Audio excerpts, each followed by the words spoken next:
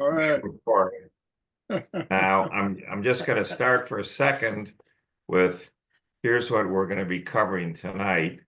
We're going to go through Madame. Can you see this, Bruce? I just see got a black screen, all black. Okay. See it now? No, There it goes. no. Okay, got it. Okay, this is what we're going to be covering tonight.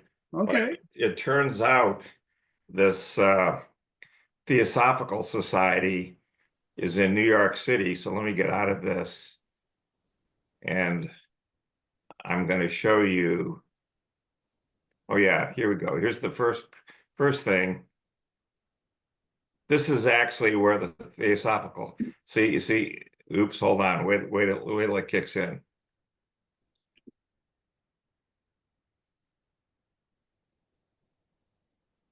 It's coming. There it is. Oh yeah. Oh, okay. So this is the New York Theosophical Society. Oh, These two gray buildings here. This is 53rd Street, going toward the East River. And No. The traffic goes the traffic goes the other way toward the to the Hudson. west side. But anyway, so Marjorie went there a bunch, and that's what we're going to do. We're going to show you where she went for several years. So which one is it? Is it? It's none of these. Oh, I know what happened. Hold on.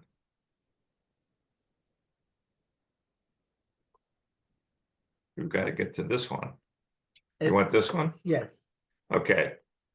So that's the library. Yeah, hold on a second. There we go. This is the website of the let's just scroll hold on. Bruce can't see it yet. Hold on, it's coming. Okay, I just okay. There it is. Oh yeah. Okay. It looks like a library. So this is the parlor floor of a brownstone. There are two brownstones side by side that form the home base of the Theosophical Society. And this is where most of the classes are held. And the building next door has a big auditorium on the first floor where you walk in. And that's where more public events are held and large scale talks. And sometimes film screenings and things like that. As they say in the, there's a little profile here. It tends to be a low profile place. They really don't advertise. So it's been here since 1952, but it started out here in the late 1875. 1875, and then its headquarters went to India, and then they had another one in London, and then they came back here. So it's and then they had a fight, and so there's another group in, I want to say, Pasadena, California, that's split with the group in New York. And this Quest bookshop is in the building next door on the first floor. And that's a very good occult, esoteric bookstore with a lot of good books and artwork on everything from, Buddhism through Western esotericism. And there's the classes were by donation, which, they were perfectly fine if you gave $5. Most of us tried to give more, but it was this very genteel. I remembered it, maybe this is a distorted memory. I remembered it being like mahogany paneling in the room. So maybe I made that up, but it was a book-lined room. But it looks like it's been rehabbed. Yeah. I think they kind of tried to make it look lighter, which is what they do a lot to brownstones in New York, which I think is a shame. I grew up in them. But there was this oval table and a book-lined wall, and we met there. Sometimes we had classes 3 nights a week. And sometimes my teacher, who was not a theosophist at all, he would hold classes at other places like the New School. And there he would emphasize it would be more of a slideshow presentation of particularly old artwork from the alchemists, the Western alchemists, which comes from Eastern alchemy. But he had gone to the Rhode Island School of Design himself as a painter, and that was kind of his entrance into all of it, was being interested in the esoteric art. And I was unusual because I had already studied astrology deeply, and then tarot. And real tarot really comes out of Kabbalah, and particularly out of Western esoteric Kabbalah. And this teacher was unusual because he was able to combine them both. He studied Hebrew Kabbalah with a rabbi in Brooklyn, and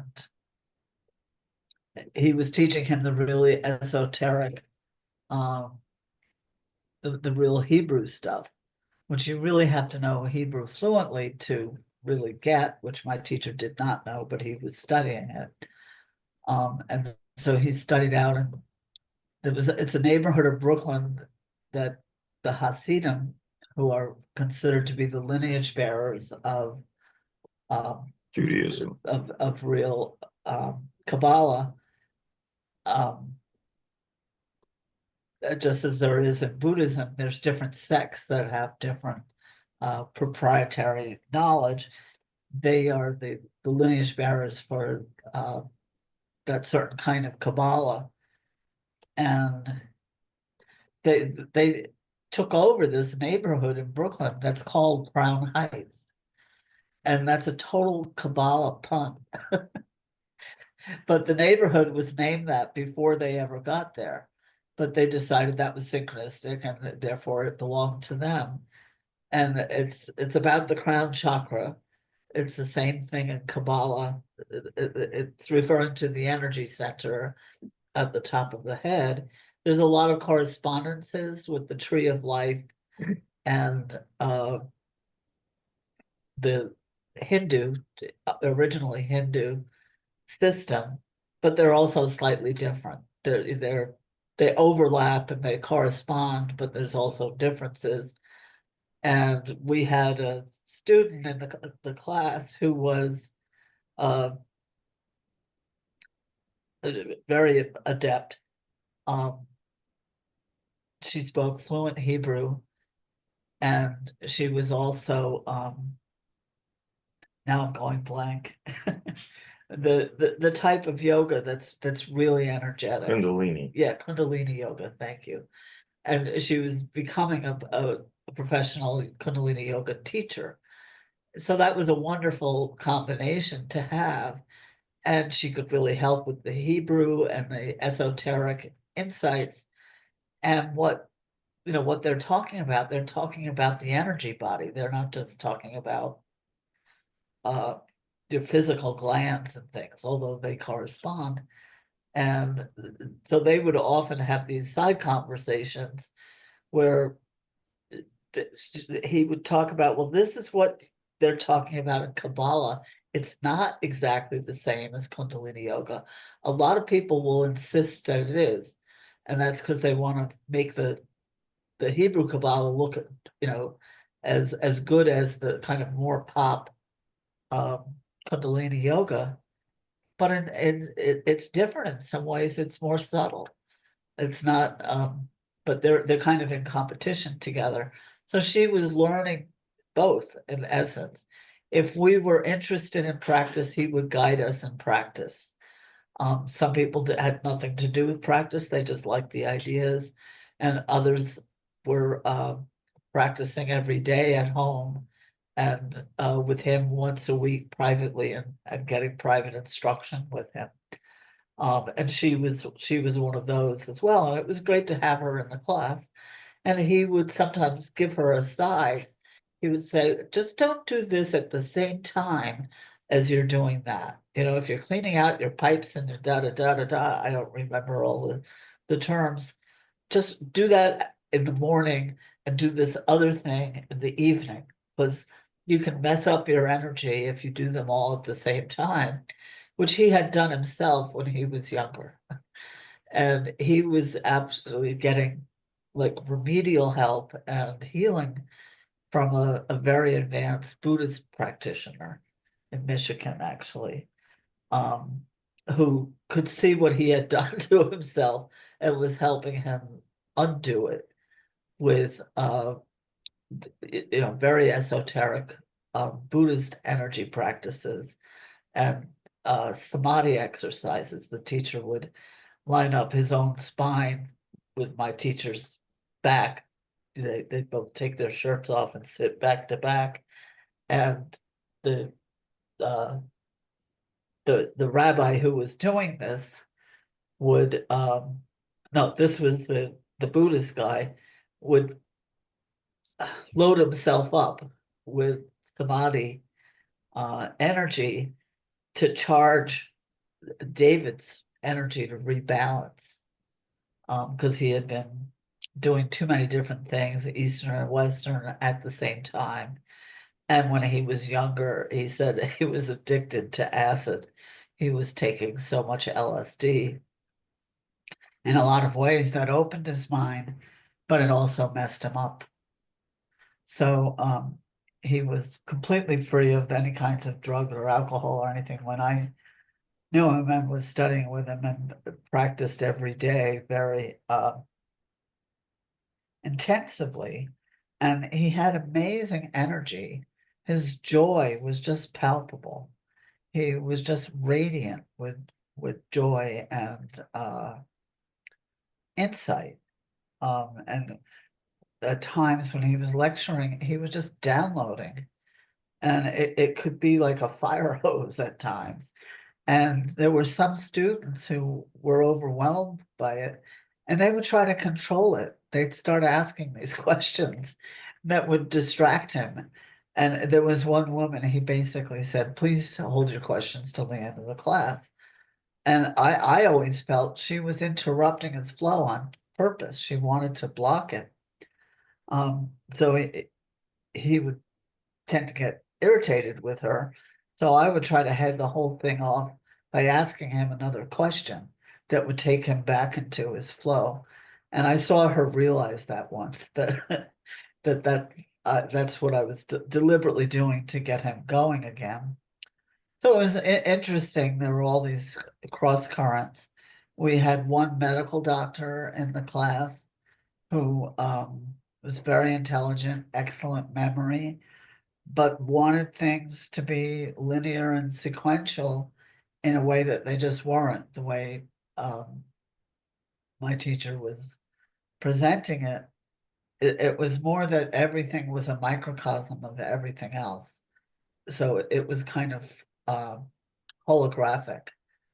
And the tree has 10 spheres or sephira, and each one of those contains a whole tree in the way he taught it. So you'd be going deeper and deeper in through these like levels that were like portals to deeper dimensions, but it wasn't linear, it wasn't hierarchical. And there were people who just kept trying to insist on it being that, and he would get frustrated with that. So it was an interesting, for me, I think it was about 4 years total, and my intuition was getting sharper and sharper. And I was getting ready to start teaching. I was going to teach a Kabbalistic tarot class there myself. and some astrology when my guidance was getting stronger and stronger to get out of New York. And they had approved a class I was going to teach. And I said, if 4 students show up, I'll do it. And 3 came. So I decided to take that as a sign. And I worked on my plan to move to Vermont. And the Kabbalah teacher actually came up there, and we were trying at a healing center to get classes going. And there were a lot of people who study yoga up there who were interested, and it was going pretty well. And that's when September 11th happened. And I realized that that was why I was being kind of nudged to leave New York. I could see the Twin Towers from my living room window. And so the Theosophical Society was up on 53rd Street, and it was up the street from the Citibank building, which is where I worked doing graphics. And then there was often a group of us who would walk downtown together to where I lived on the east side on 11th Street. And it was a really happy time of my life. I felt very clear and passionate. I was reading and studying all the time, but not Theosophy per se. I didn't really know that much about it. I respected it, but I thought it was a little flaky. And that was kind of my impression of Madame Blavatsky until years later, when I started to read more about her work with visualizing, and what was his name? So you had Annie Besant and Charles Leadbeater. Right, the two of them visualizing things like the periodic table and being right, years later being shown to be absolutely correct. And their meditation observations, they were making observations. Other people would say they were making it up, but it turned out to be, really pretty accurate. So I had some sense of that, and I thought it was really interesting. And I had already studied astrology for about 20 years and Kabbalistic tarot for about 10 when I started taking the classes. And it was like learning the mother language that the other 2 were dialects of. And I was just intrigued. It was utterly fascinating. And I was in love with it. It made sense of so many things I'd always wondered. And ultimately, I felt that I had to leave it after September 11th, when it became clear that there were energetic things going on with all of that I didn't really understand, and I felt I better distance myself from it. And it was really hard for me to practice until I came to the Unitarian Church. The minister of music is a very deep practitioner, and I said, I just would like to get outside of any lineage. I just want to do something that's pure. He said, well, why don't you just do toning and just do toning through the chakras? And that's what I did. And then I started finding visualizations online and adding in colors and tones. And it was very pure. And I had to do that for like 2 years to get back on track, to uncover everything that had been kind of scar tissue had grown over it from September 11th and my father's death. And then losing my practice and not having any practice was really not good for me. So then just doing these things, then I could move around to different traditions, and that would be okay. So if Kabbalah was one of them, that would be okay. I would often try to do something Sufi immediately after to balance it. And I really do love Sufism.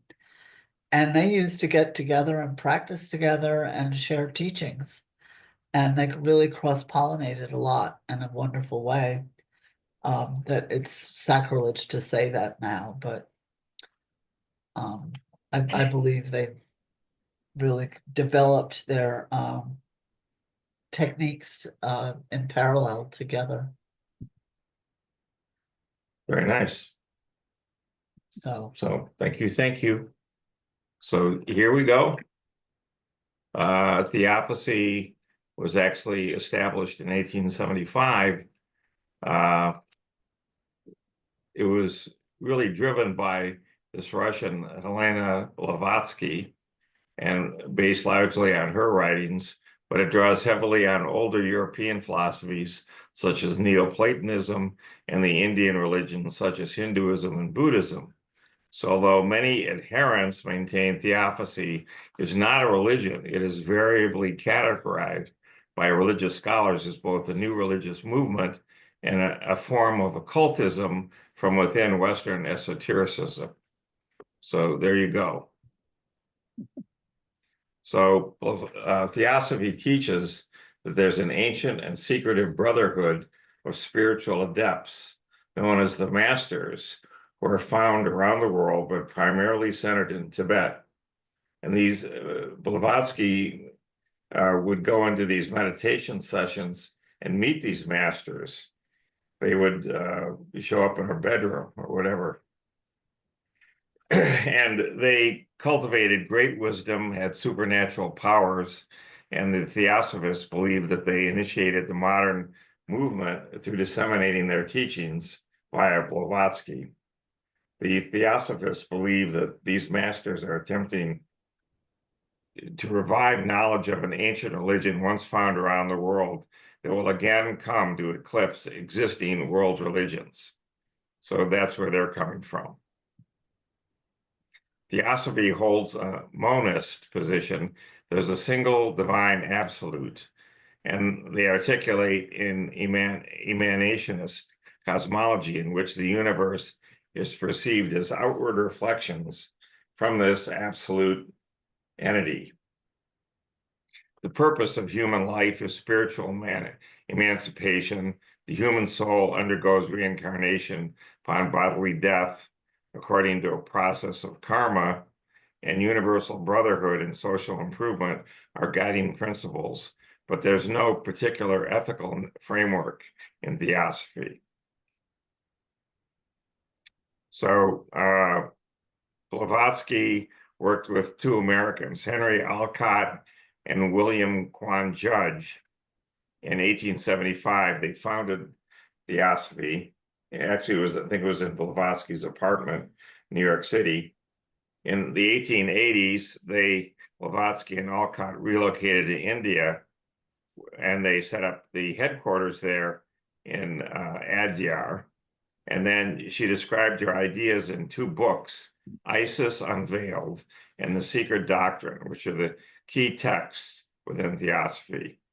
She died in 1891, and there was a schism with Judge, who was clearly left out of this, leading the Theosophical Society in America to split from the international organization.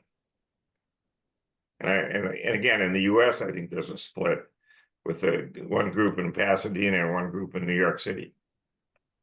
So under Judge's successor, Catherine Tingley, there was a community named Loma Land that was established in San Diego. In 1895, there were 102 American branches with nearly 6,000 members. Now that's just in America. In India, which was later taken over by Annie Besant, and it grew to its largest extent during the late 1920s, before the Depression. This thing has been reincorporated as a national section of the global Theosophical Society. There's probably 26,000 odd people in 70 countries, 3,550 in the United States. So, since there's 330 million people in the United States, it's, 1,000th of a single percent of the US is in Theosophy. Theosophy played a significant role in bringing knowledge of Eastern religions to the West, and it encouraged cultural pride in South Asia.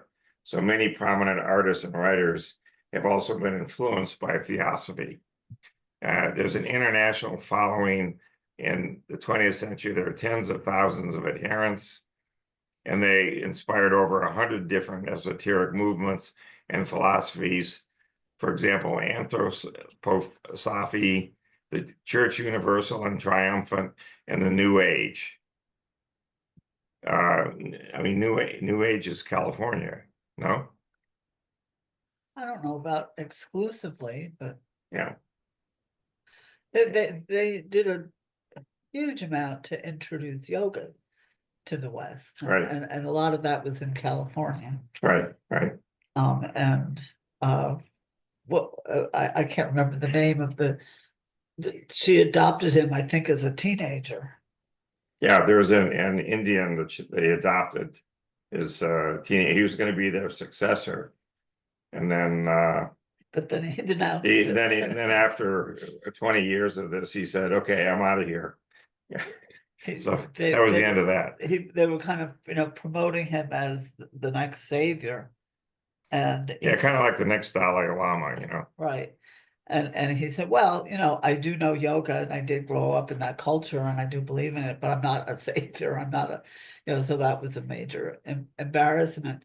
But they supported him. They supported him to go his own way. I can't think of his name, but he was, one of the major figures that helped introduce yoga to the United States. So that was a big service, in my opinion. So the Blavatsky insisted that Theosophy was not a religion. Yogananda, I think. Was the Indian. Yeah, I think so. But it was the modern transmission of this ancient, once universal religion that she said had existed deep in the human past. So Theosophy have maintained the belief that it should not be labeled as a religion. They regard it as a system that embraces what they see as the essential truth underlying religion, philosophy, and science. And so as a result, their members hold other religious alliances. So there's Theosophists that are identified as Christians, Buddhists, or Hindus. And there's probably Islams too. Scholars of religion have studied Theosophy, characterized it as religion. So there you go. In his history of the Theosophical movement, Bruce Campbell noted Theosophy promoted a religious worldview using explicitly religious terms, and its central tenets are not unequivocal fact, but rather rely on belief. These two other people termed it one of the modern world's most important religious traditions, but various authors have pointed to its eclectic nature. It's a universally eclectic religious movement. It was a hybrid religion for its syncretic combination of elements from other sources. And so a lot of people characterize it as a new religious movement. It's a form of Western esotericism. For example, it's an esoteric religious tradition, while this other person calls it an esoteric religion. Specifically, it's considered a form of occultism, along with other groups such as the Hermetic Order of the Golden Dawn. The Theosophical Society has been seen as a part of an occult revival that took place in Western countries during the late 19th century. And the historian of religion, Walter Hanegraaff, noted that Theosophy helped establish the essential foundations for much of 20th century esotericism. While it draws on Indian religious beliefs, this other sociologist observed Theosophy is fundamentally Western, even though it's drawing on India. That is to say, Theosophy is not Eastern thought in the West, but rather Western thought with an Eastern flavor. Except that there's a lot of emphasis on karma and reincarnation. Right. And that is Eastern, that's not. Yeah, the the established Western religions downplay that. So September 7th, 1875, they agreed to establish the organization. They spent time picking a name. They chose Theosophical Society. It had all kinds of other names in mind, but it had appeared in the work of early church fathers as a synonym for theology. So it comes out of the ancient Greek theos, literally God, and the ancient Greek Sophia, or wisdom. So God and wisdom, divine wisdom or wisdom of God, is Theosophy. In the esoteric meaning that emerged during the Renaissance, a Latin scholar had the first work to draw dualism between what he calls anthroposophia, or human knowledge, and theosophia, or divine knowledge. So this wisdom of God is meant to be divine knowledge. And it's been used in various esoteric contexts. For example, Christian mystics or the Philithians. Blavatsky, in her book, The Key to Theosophy, claims that the term Theosophy had been coined by Alexandrian philosophers, especially Ammonius Saccas. So Blavatsky's Theosophy was not the only movement to use the term Theosophy. This resulted in confusion, obviously. There's a division by referring to Blavatsky Theosophy, the capital letter, and a more older Bohemian Theosophy with a lowercase letter. And the Blavatsky movement is actually could be called modern Theosophy. So there's all these problems with the names. Followers of Blavatsky's movements are known as Theosophists, while adherents of older traditions are termed Theosophers, which causes all kinds of confusion, obviously.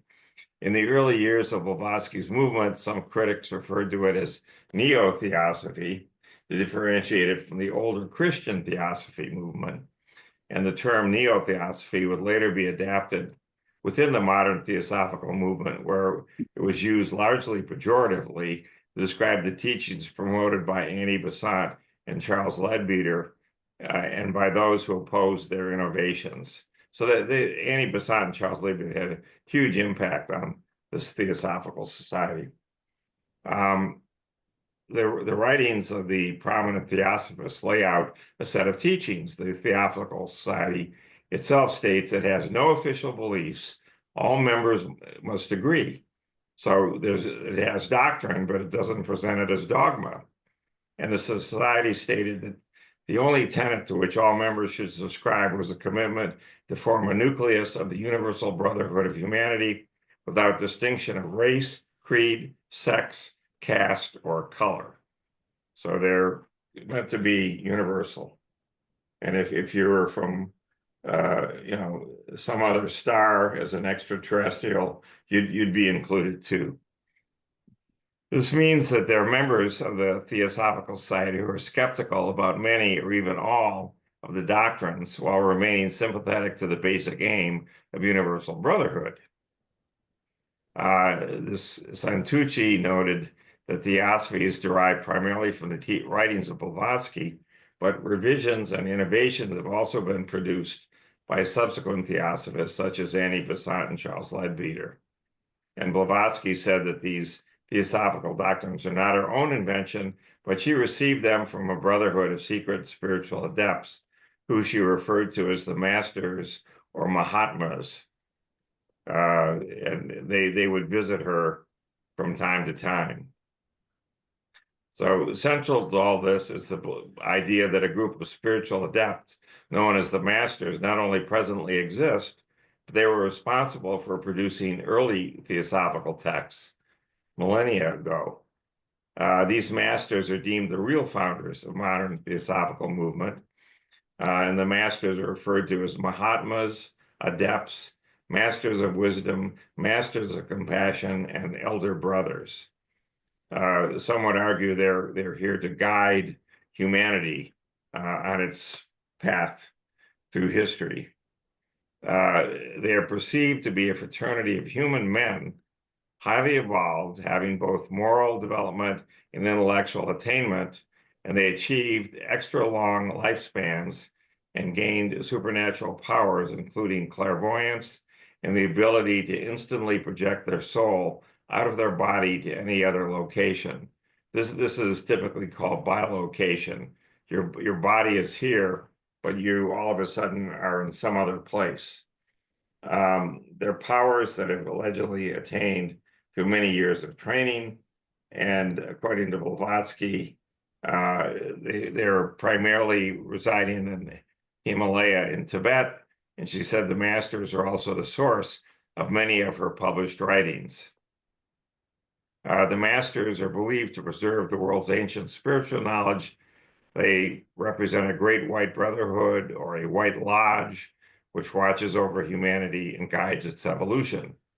The early Theosophists believed the masters were biblical figures, such as Abraham, Moses, Solomon, and in the Christian Bible, Jesus, as well as in Asian religious figures such as Gautama Buddha, Confucius, and Lao Tzu, and modern individuals such as Jacob Boehme, Alessandro Cagliostro, and Franz Mesmer. Mesmer, of course, is the person that developed hypnosis, mesmerizing people.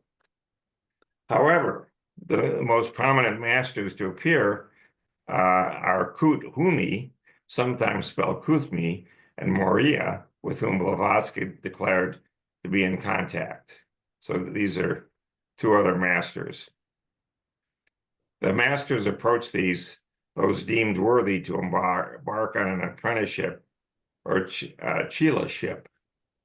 The apprentice would undergo several years of probation.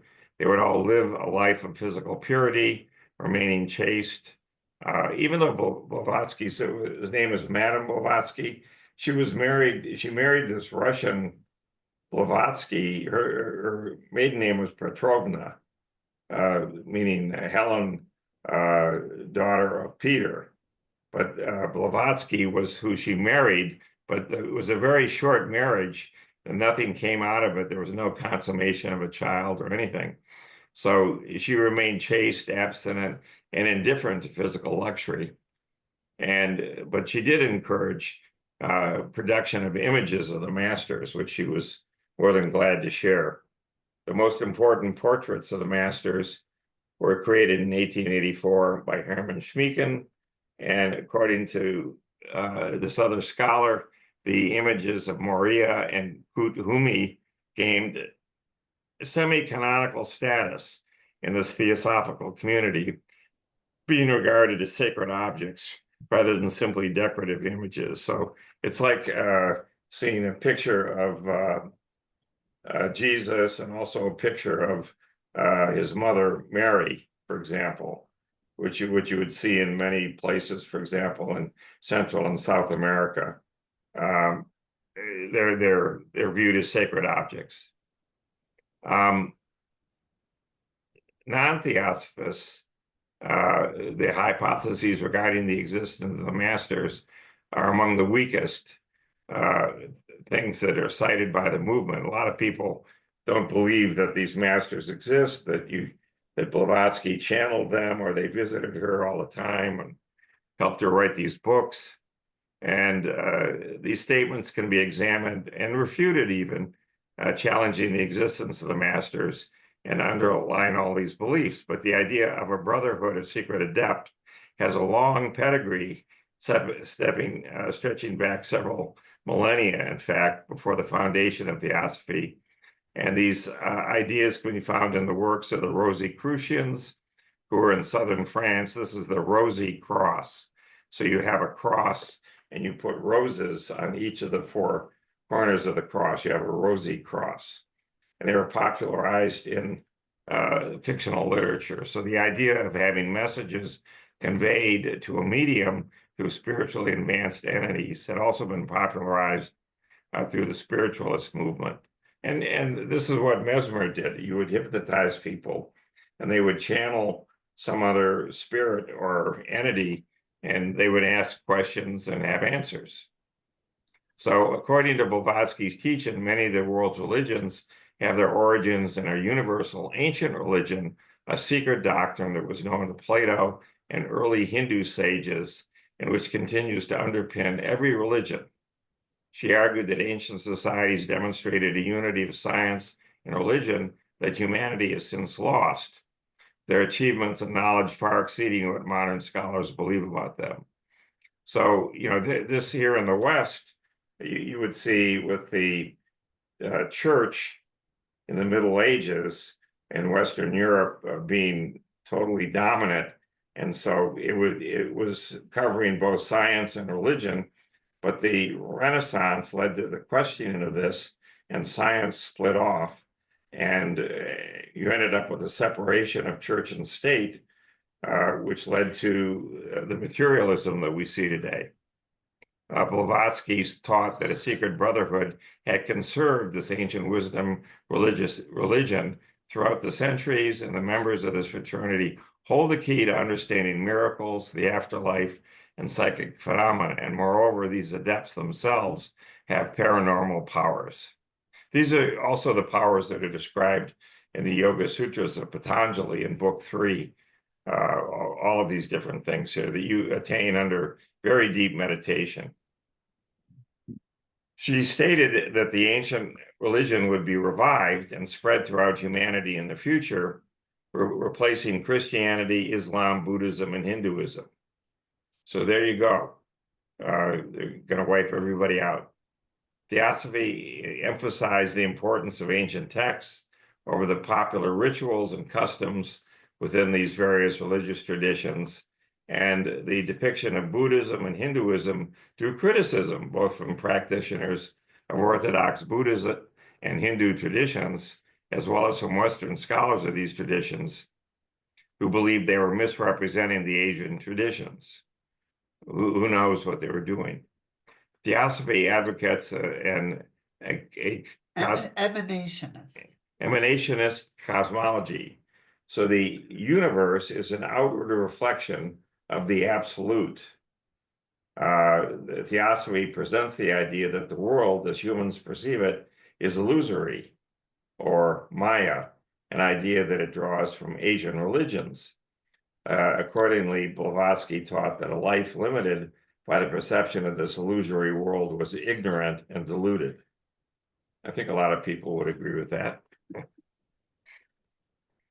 Blavatsky's teaching, every solar system in the universe is an expression of what is termed a logos, or a solar deity. So the stars themselves have some sort of consciousness, some sort of spiritual entity. And below the solar deity, there are planetary spirits, and each of these celestial beings controls the evolution of a specific planet. So in her book, The Secret Doctrine, Blavatsky stated that each planet had a sevenfold constitution known as the planetary chains. And these consist not only of a physical globe, but also 2 astral bodies, 2 mental bodies, and 2 spiritual bodies, all overlapping in the same space. So here you have 2 astral bodies, you have a physical globe, then you have 2 astral bodies, 2 mental bodies, 2 spiritual bodies that are all linked together, all 7 of them. According to Blavatsky, evolution occurs in descending and ascending arcs, from the first spiritual globe to the first mental globe, then from the first astral globe to the first physical globe, and then on from there. So there are different levels of evolution, from mineral to vegetable, animal, human, and then to superhuman or spiritual. And different levels of evolution occur in successive order on each planet. So mineral evolution ends on the first planet, proceeds on to the vegetable evolution, mineral evolution begins on the second planet, etc. And Theosophy teaches that human evolution is tied to this planetary and wider cosmic evolution. So it's a very all-encompassing view of the universe. Blavatsky advocated the idea of root races, each of which was divided into 7 sub-races. So these root races were created from pure spirit and lived on a continent known as the imperishable sacred land. I'm not clear where that is, or if we could even see it.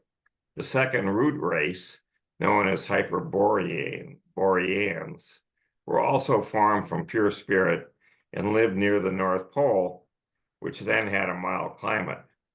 The third lived on the continent of Lemuria, which Blavatsky alleged survives today as Australia and Rapa Nui. Blavatsky alleged that during the 4th round of Earth, higher beings descended to the planet with the beginnings of human physical bodies developing and the sexes separating. So that takes us through 4 rounds. At this point, the 4th race appeared, living on the continent of Atlantis. They had physical bodies, but also psychic powers and advanced technology. She said that some Atlanteans were giants and built ancient monuments such as Stonehenge in southern England. They also mated with the she animals, resulting in the creation of gorillas and chimpanzees.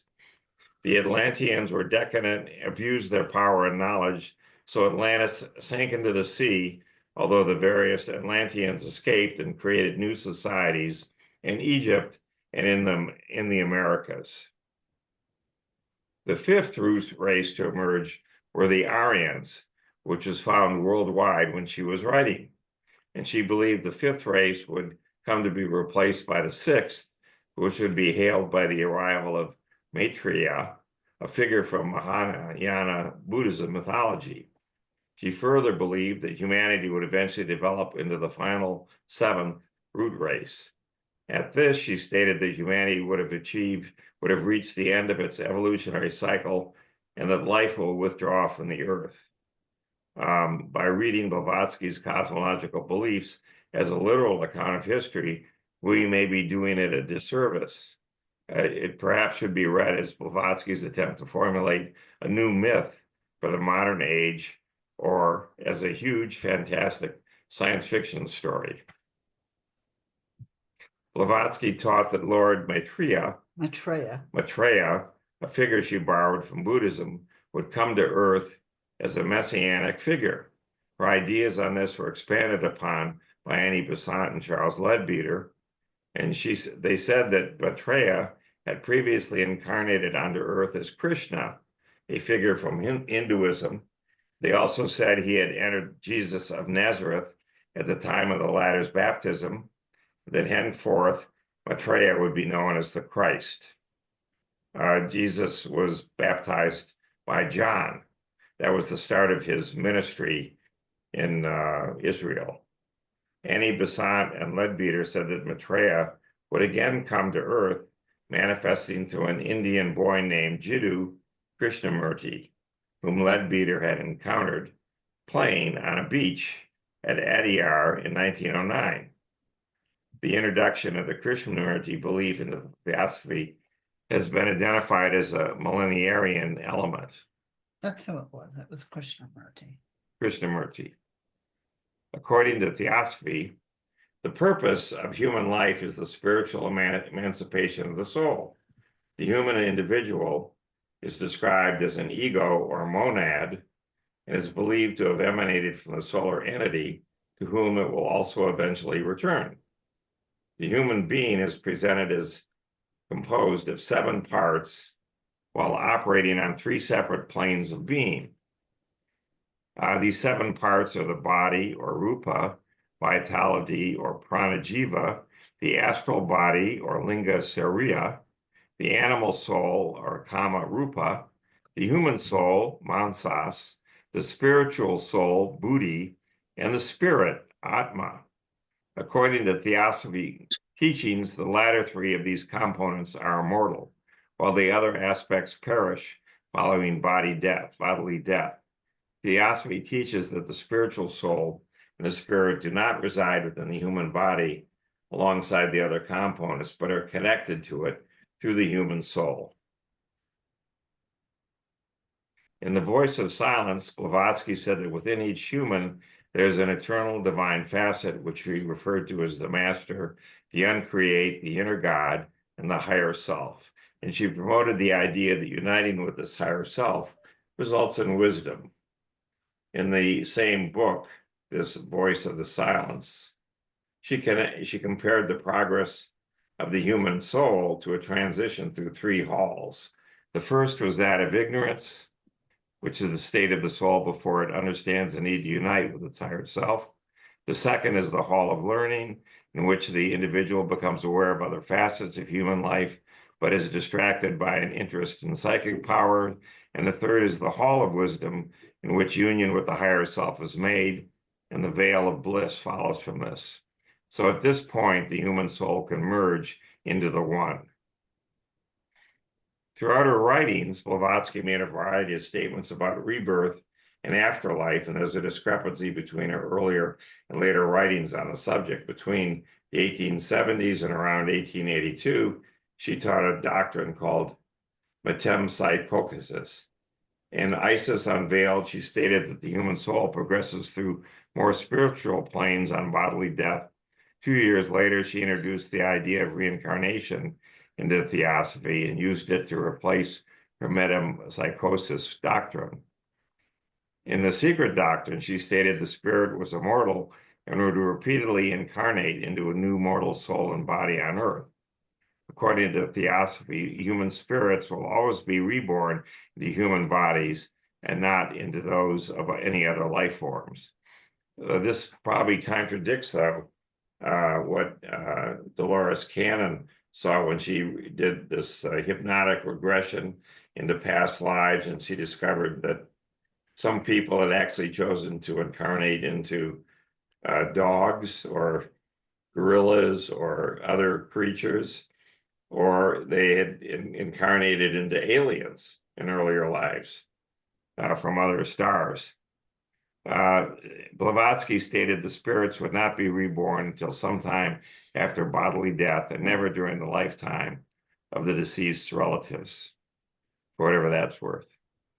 She taught that on the death of the body, the astral body survives for a time in a state called Kamaloka, which she compared to limbo before it also died.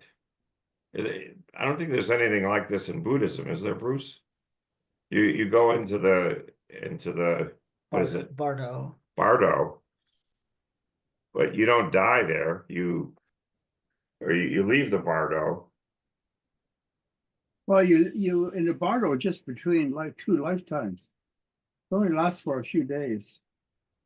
Right. It's just transitional. Yeah. Yeah, but you are reborn into another lifetime. Right. This says here you're dying, so that's not what. So according to this belief, the human moves into a mental body in a realm called Devachan, which she compared to heaven or paradise. And the soul remains there for 1,000 to 1,500 years, although Leadbeater said it was only 200 years, which is like a big difference. Theosophy espouses the existence of karma as a system that regulates the cycle of reincarnation, ensuring an individual's actions in one life affect the circumstances of the next one. So this seeks to explain why misery and suffering exist in the world, attributing any misfortune that someone suffers as punishment for misdeeds that they perpetuated in a prior life. Karma and reincarnation were inextricably interwoven. However, Blavatsky did not believe that karma had always been the system that governed reincarnation. She believed it came into being when humans developed egos, and one day that it will no longer be required. So you would just be a spirit then. You wouldn't incarnate. Besant and Leadbeater said they were able to investigate people's past lives through reading the Akashic record, which was a store in the ether of all knowledge of the universe.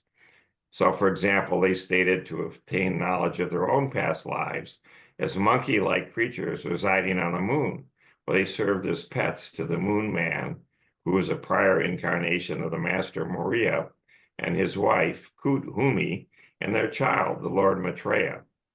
And when they were attacked by savages and animals representing fuzzy lizards and crocodiles, Basant sacrificed herself to save Maria, and for that act made the karmic evolutionary leap to become a human in her next incarnation. So there you go. Theosophy does not express any formal ethical teachings. This generates ambiguity, but it is expressed and promoted certain values such as brotherhood and social improvement, which is where Annie Besant got involved. She was very much for women's rights, and she came across the Theosophy and got very enamored of it.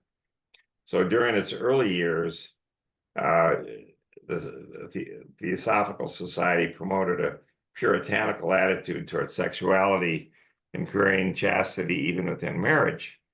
But they were then involved in projects involving a range of progressive political causes. There were strong links in England between Theosophy and the first wave of feminism, in part due to Annie Besant.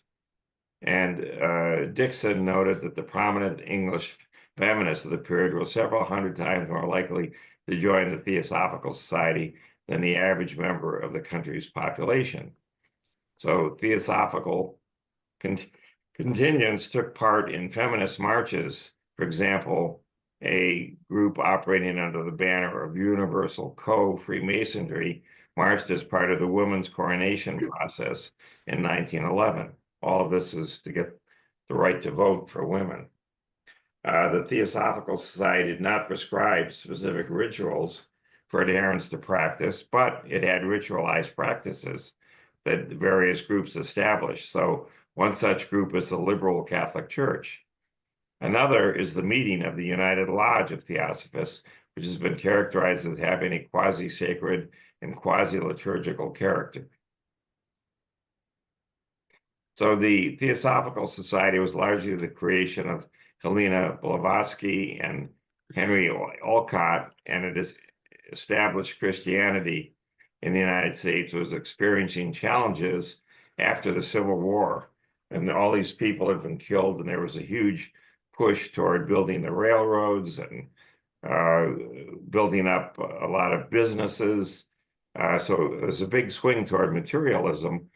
And there was a need for having some sort of mysticism or spirituality.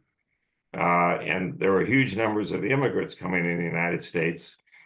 All of these were challenging traditional Christianity. So various new religious communities were established in various parts of the United States: the Free Religious Association, New Thought, Christian Science, which is still here today, and spiritualism. And Theosophy would inherit the idea, then popular, that emphasized the idea of free will and the inevitability of progress, including on a spiritual level. But it was also influenced by a growing knowledge about Asian religions in the United States, with a lot of Asian immigrants. Prior to her arrival in the United States, Blavatsky had experienced esoteric currents such as spiritualism, and it was through spiritualism that Blavatsky and Olcott met. And they went to Scotland and established a lodge in Edinburgh, and the Theosophical books in 1980 and were apparently selling at record levels. And in the United States, a judge who was one of the other co-founders had been devoting himself to the promotion of Theosophy, but with little success. So there you have it. Is it a religion? Probably not. But it's an attempt to capture a number of diverse trains of thought, threads. And Blavatsky did spend a huge amount of time in India and Nepal, and that's where, in Tibet, she met these ascended masters there. So, and you wonder, traveling around then is not the easiest thing in the world. There's a lot of disease, there's a lot of banditos out there, but she just went on. you know, going off to the far reaches of the earth. So there you have it. Well, yeah, for me, a lot of the things that she was talking about is actually very familiar. Like Ron had a lot of those levels of awareness and insight. And I have quite a bit of experience in terms of being telepathic. Mhm. When you have telepathy, like there's people who have evolved spiritual awareness are automatically telepathic. And there's an understanding that's already implicit from that level of understanding the mind. It's a tremendous amount of clarity and certainty. You really understand things that people just have no idea about at all. Like it's just not even possible to think about such levels of awareness and understanding because it's just nothing there. But in terms of being telepathic, there's a tremendous amount of understanding that's automatically there just because you have that level of awareness.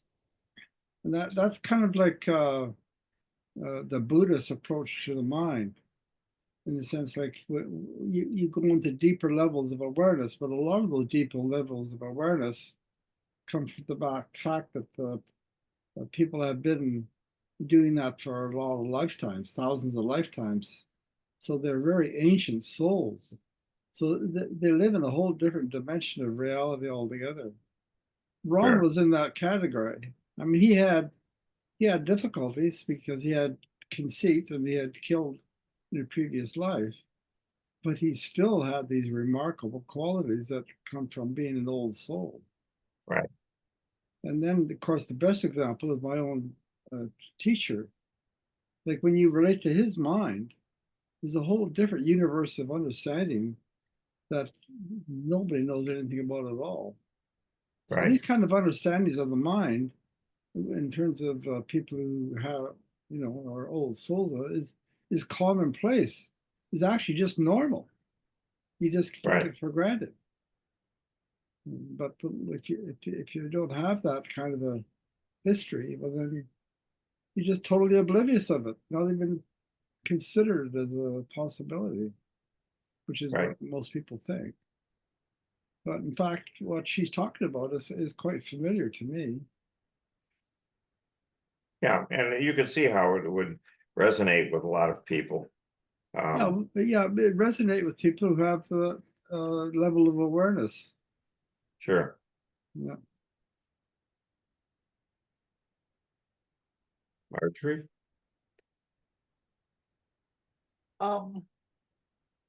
I guess I feel several different ways about it all at the same time, and my feelings are still evolving.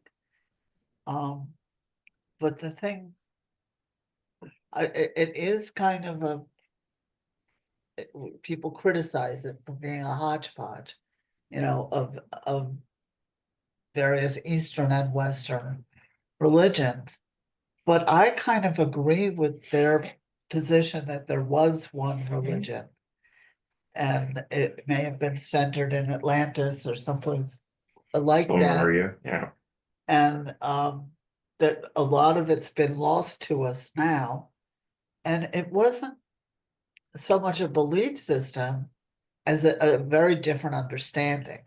You know, and that's what I hear Bruce saying. It's a different understanding of reality and what we're doing. And as the materials that you've been sharing in the past several weeks are making clear, we've had civilizations evolve and, you know, mature and blossom and then disappear and dissipate for thousands of years, longer than we think, longer than we have recorded. And all over the planet, and we think the poles have shifted, you know, a number of times, and places that are jungle now were temperate once, and I think huge amounts of knowledge have been forgotten. that were very commonplace, and that you can encounter it in the pyramids. I think even to a lesser extent in our Western cathedrals and the sacred geometry there, that may have originated in the East and taken another route with us, and the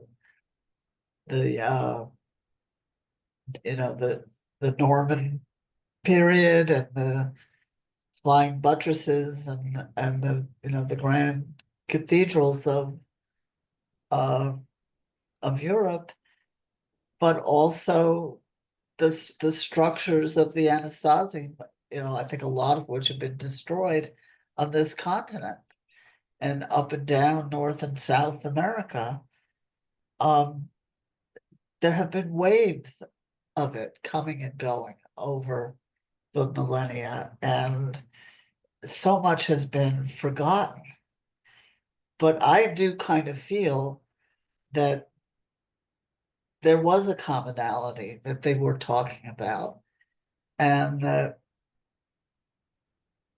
it wasn't, for example, this is going to sound a little wacko. I don't think Jesus was the only individual who could do the things that he's been said to have done. I think other people could come back from the dead in Africa and India.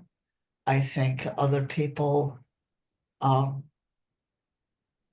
think he was an extremely evolved soul, but I think he was also following teachings that he had lost years in apparently in Tibet, and or India, and he was, encountering the scenes and The Druids and the Druids in England, yeah. that they had knowledge that was commonplace and systematically destroyed. I think we go through periods of systematically burning the Library of Alexandria repeatedly. And that we're apparently learning something from it, but we're going through another real dark age right now, it seems like, with the fascism is rampant everywhere, and this hunger for power and greed is just resurging, and there's more tendency to monopolize wealth and power than ever, and there's no reason for it. If we shared it more, there'd be more to go around, and I think we could control the population growth and have plenty for everybody. We wouldn't have to toil. We wouldn't have to labor to survive. And I don't know what the resistance is. But I think these things have been coming and going in cycles for a long, long time that we lose track of. But I think if you kind of shut one eye and squint the other and look at it a certain way, they are saying very similar things, the different religions. And I think they probably did influence each other. And that there's probably a deeper level to all of them that we're not touching anymore, but that is implied. And that the Egyptians and the Indians and the Druids and I just lose words. The Lao Tzu's, right. Confucius, yeah. The Bruce's point is if you had telepathy, then you would start to sense these other things, right. which they don't even sense. They wouldn't be hidden. No. You would, Or you would see them on a much deeper level and see different levels of each of these things. you couldn't help but understand it. You couldn't help but I think it just also kind of naturally leads to your compassion. That's something that I'm finding more and more alarming is the lack of compassion and why people don't see themselves in each other and see each other in themselves. And I don't know what they think they're going to accomplish. I mean, what are we going to do? Have most of the people just dying in the streets? And Well, I have quite a different point of view. okay, Yeah, basically, the ultimate reality of love and compassion and wisdom is already present. right, Like it's already reality. And then you just have layers of delusion laid on top of it. And it basically, complete blindness to the even possibility. But in actual fact, it's actually already there. Mhm. Like one of my favorite examples of it is that, well, I know that a lot of people don't believe in reincarnation, but if you can imagine that you've been around for 1,000 lifetimes, there's part of your mind actually knows and remembers those thousands of lifetimes. It's not disappeared, it's already there. But the problem is you can't find it. And of course, there's various reasons for that. Mainly difficult karma is the main one. Karma is a concept that's not really understood in the West, but in terms of the understanding the mind, in terms of meditation, it's very strikingly obvious.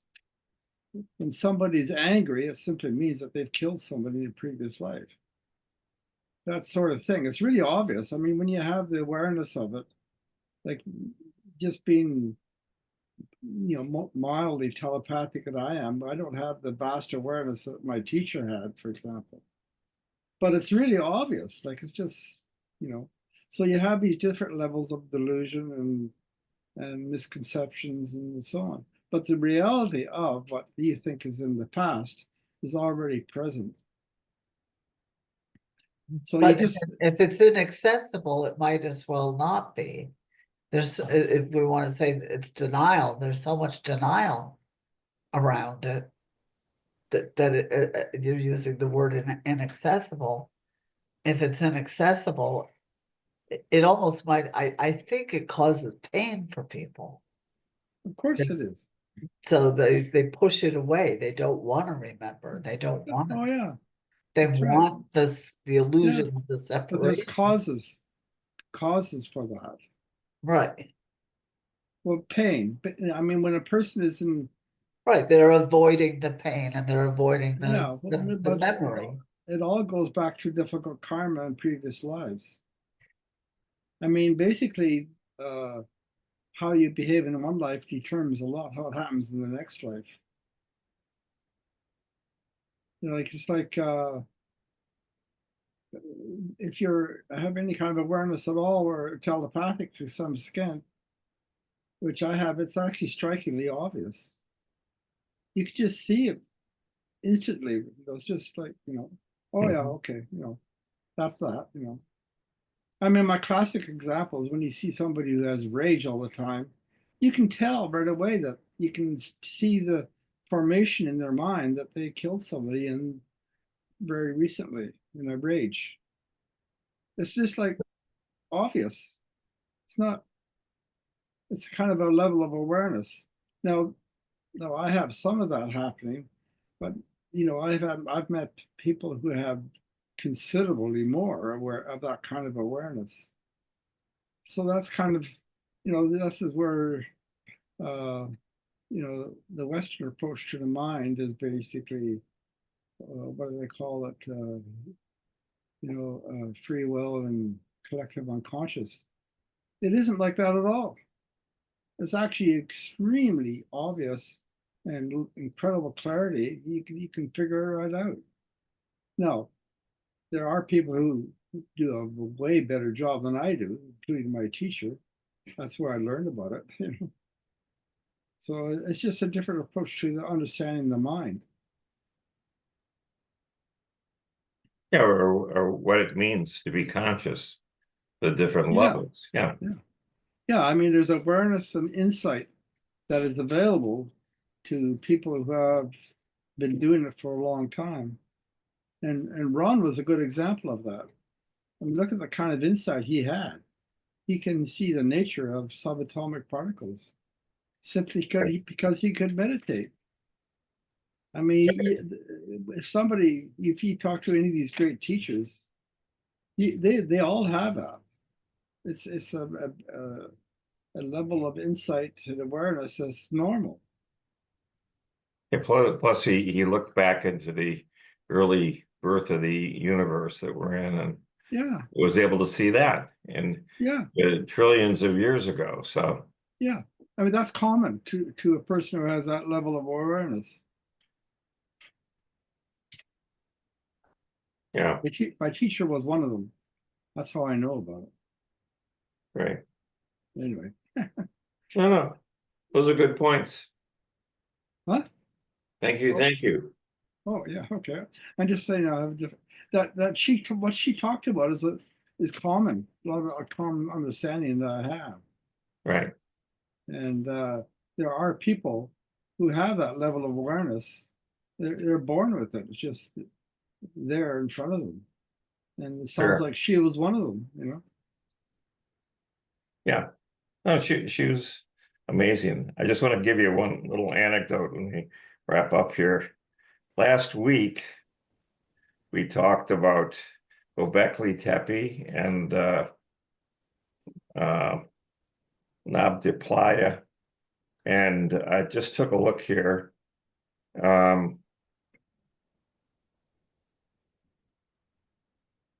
That's an example of 372 views of that class. 372 views. Wow. So somebody besides us is here. it's such an example of what was known, what was common knowledge, and they may have been living, simple lives in terms of what we think of as high tech today. But I don't think they needed as much technology. Well, They the had more- technology was in their minds. Right. That was more than enough to achieve Yeah, whatever exactly. they wanted to do. They could communicate They directly. could bilocate. You want to go someplace? Here, I'm there. Right. Now what? Why build a spaceship or whatever? So There are people who say the internet is a prosthesis. it is. So yeah, Ron talked about these various consciousness out in space. I mean, it's when you have that level of awareness, it's already there, Right. Yeah. Yeah, you saw all kinds of things in the depths of the universe. Oh yeah. It's amazing. Yeah. But that's commonplace. Yeah. And like when you go to Tibet, there's tremendous amount of respect for these masters who have those levels of insight already, Right. and they're all recognized as great teachers. Right. And they're probably not eating anything, and they're probably never sleeping, and All kinds of things that you never they're possibly perfectly imagine. healthy. Yeah. Yeah, absolutely. So, I met a couple of them. That's how I know. yeah. Yeah. Okay, let's wrap it up. All We'll right. look at it next week. Thank you. Great, Okay. great discussion. Nice. See you guys. Good luck in your house. Thank No, you. we will. We'll keep you posted. If we Okay. can do that, we can do anything. Yeah. Yeah. Okay. You're a Bye-bye. lawyer now, Margie. No. No. Here. Yeah.